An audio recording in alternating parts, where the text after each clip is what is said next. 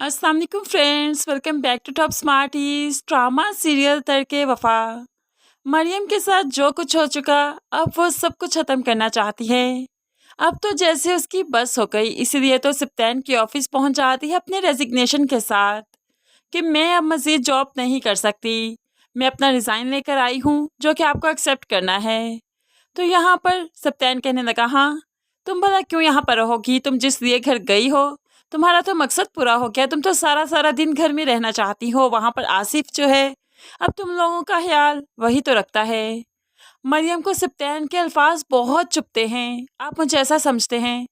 क्या मैं ऐसी बदकिरदार लड़की हूँ कि उसकी वजह से ये जॉब छोड़ रही हूँ? क्या आप नहीं जानते कि मैं ये जॉब क्यों छोड़ रही हूँ?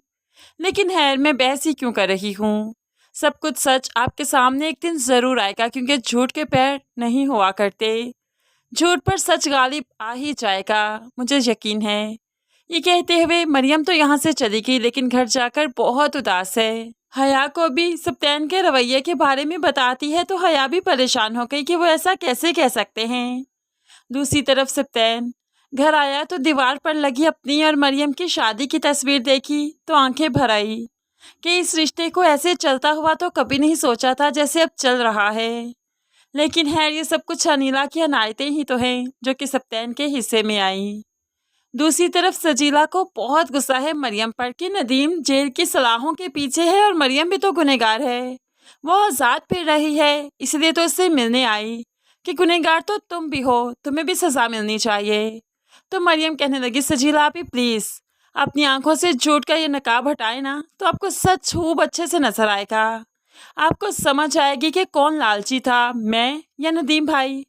ऐसे में सजीला चुप कर जाती है। शर्मिंदगी के आलम में यहाँ से जा रही थी तो अचानक से अब नजीब की बातें सुन ली, जो कि अपनी बेटी से कह रहा था, कोई इतना लालची कैसे हो सकता है, इतना खुदगर्ज कैसे हो सकता है कि अपनी आंखपत ही खराब कर दे।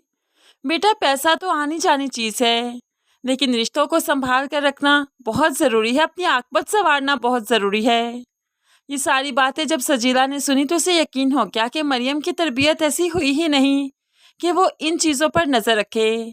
ऐसे में उसे यकीन हो गया कि नदीम का ही हाथ है सब कुछ करने के पीछे।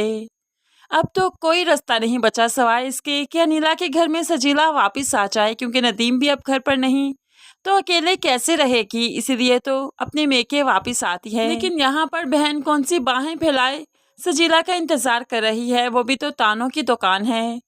कोई मौका नहीं जाने देती ताना देने का। नाश्ते के वक्त सजीला जब ठीक से नहीं खा रही, नदीम को याद कर रही है, उसकी वजह से परेशान है। तो यहाँ पर अनीला बहुत ही बुरे तरीके से बोलते हुए कहने लगी, शुक्र करो सिप्ती ने उसके साथ कुछ बुरा नहीं किया, शुक्र करो उसे ज्यादा देर जेल नहीं हुई, आ जाएगा वापस बड़ी जल्दी, खाना खाओ तुम आराम से।